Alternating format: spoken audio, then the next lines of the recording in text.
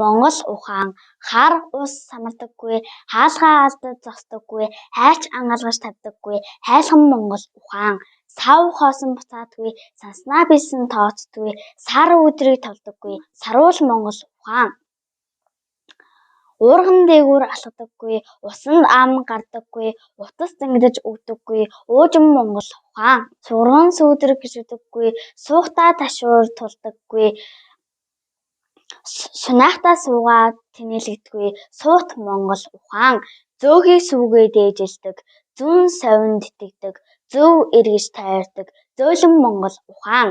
Газар хөндөгтөө аргадаг, гал голомтоо тахидаг, гар барихтаа золгодог, гайхан монгол ухаан.